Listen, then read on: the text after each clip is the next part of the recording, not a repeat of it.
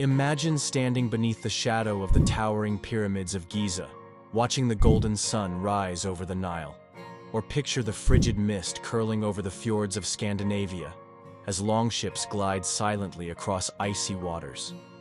Imagine a sprawling jungle city of stone rising from the green heartbeat of Mesoamerica, where rituals and astronomy mixed with fierce warfare and beautiful art.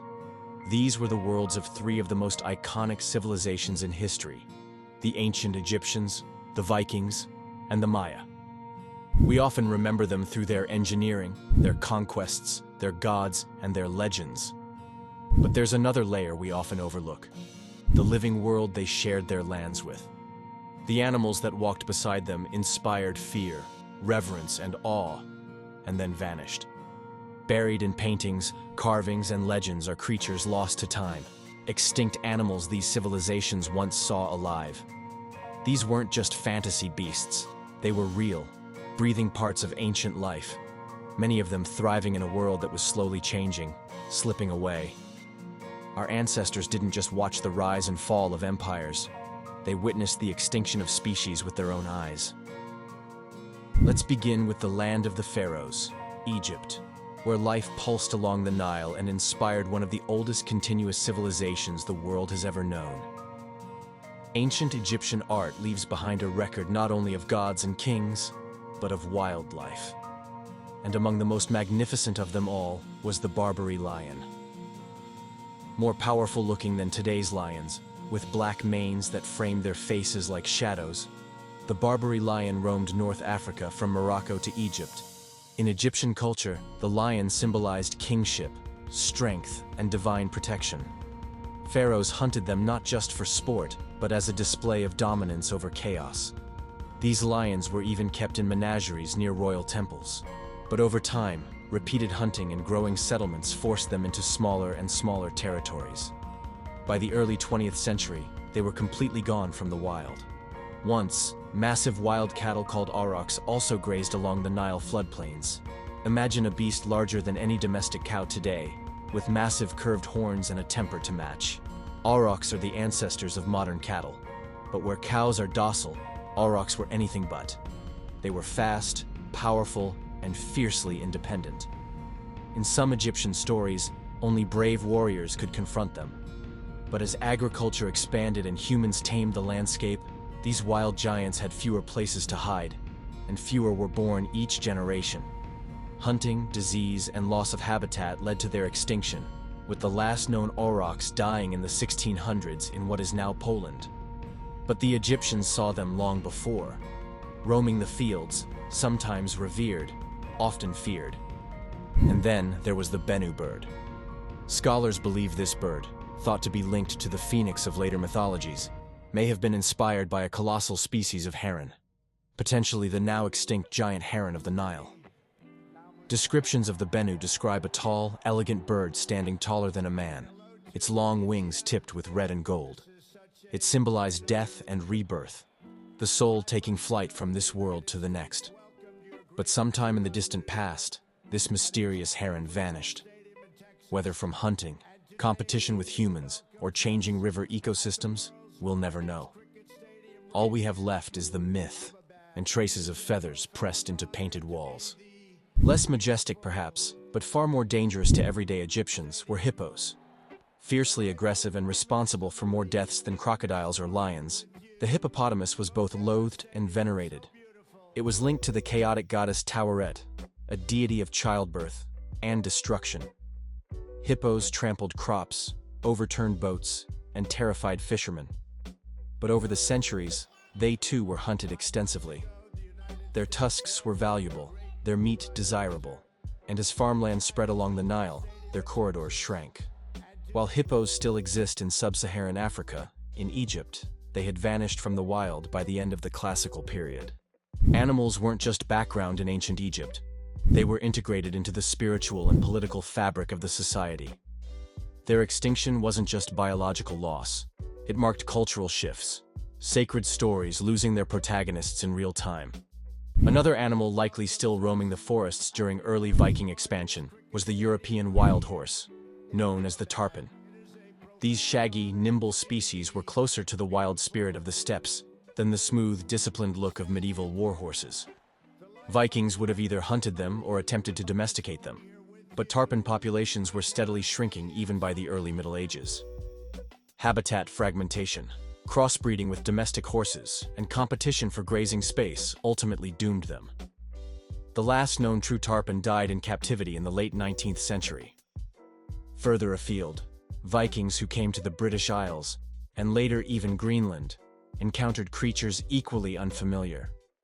Walruses, with massive tusks and strange vocalizations, became targets for ivory. Massive seabird colonies of great auks, resembling flightless penguins standing 3 feet tall, were destroyed by hunting. It's even possible that some Viking explorers on the fringes of the West encountered relict populations of Ice Age survivors, giant ground sloths or large, now extinct caribou.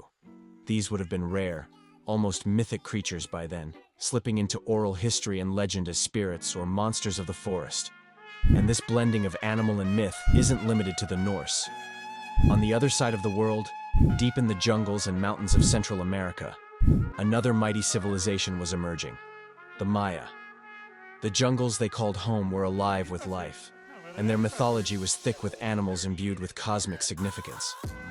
To the Maya, the jaguar was more than a predator. It was a bridge between worlds. These powerful cats ruled both the jungle and the underworld. Priests wore their skins, rulers adopted their names. But even as they were venerated, jaguars were hunted for protection, for ritual, and for prestige. Today they survive barely in scattered environments across Central and South America. But during the height of the Maya world, they roamed freely, lords of the dark forests. What's most striking, though, is the number of now extinct species the ancestors of the Maya and their predecessors saw firsthand. As recently as 10,000 years ago, this part of the world hosted a wide range of megafauna: giant sloths, saber-toothed cats, glyptodons, massive, armored relatives of armadillos the size of small cars. Even into the early days of human settlement, species like camelids, giant tapirs, or ancient relatives of horses still trod the earth. Most of these were gone by the peak of Maya civilization, but hints linger. Stories of massive beasts, of thunderous footsteps in the forest, continue to echo in myths.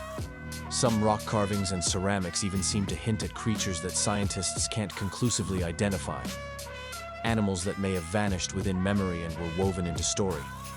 American mastodons and gomphotheres, elephant-like animals, may have survived long enough into the early Neolithic period that descendants of these people carried cultural memory of them.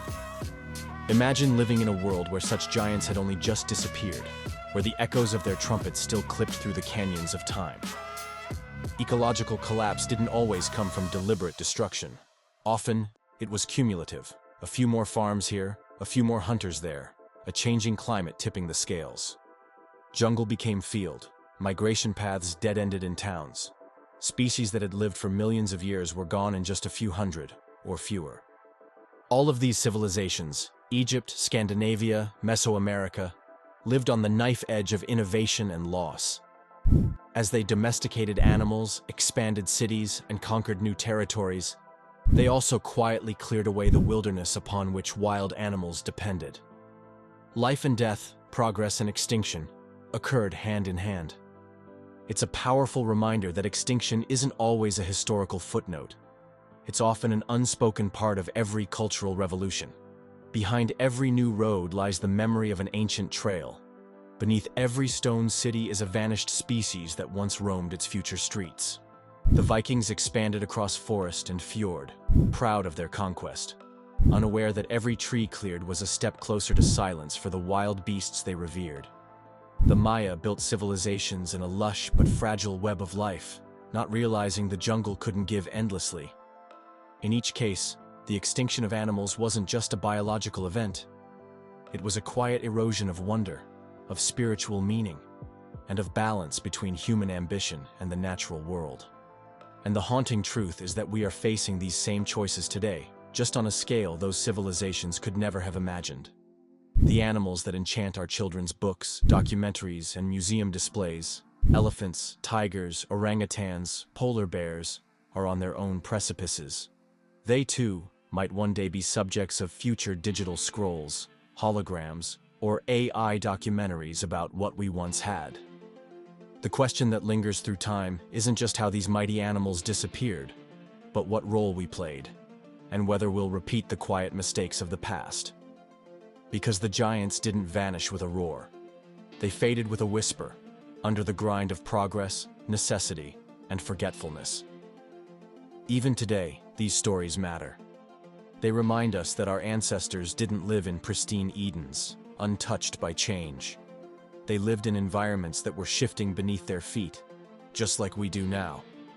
Their stories of hunting, worship, fear, and extinction echo through time, and they carry warnings we would do well to heed. The animals lost in ancient times weren't nameless. They had places in myth, in economy, in daily survival. The Vikings saw the final struggles of aurochs and wild horses.